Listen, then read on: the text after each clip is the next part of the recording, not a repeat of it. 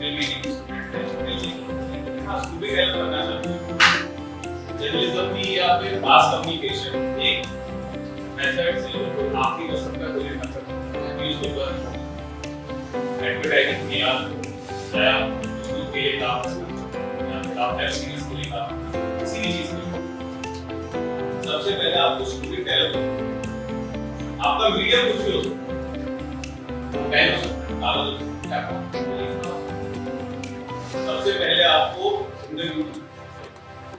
सबसे पहले आपको स्टोरी कहते हैं जो भी आपका मीडियम तो ये जो आदमी है डायरेक्टर ऑफ फोटोग्राफी और सिनेमेटोग्राफर दोनों एक ही चीज होती है लेकिन ये वर्ड कर जाए पहले सिनेमेटोग्राफर होते थे लेकिन जैसे जैसे फिल्म मेकिंग का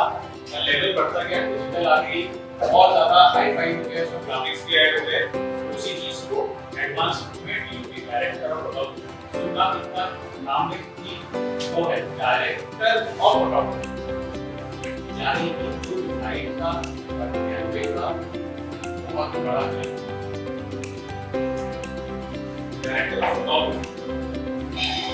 कलर साइंस समझता हूँ कलर साइंस लेंस समझता हूँ लाइटिंग समझता हूँ कैमरा समझता हूँ कैमरा मूवमेंट समझता हूँ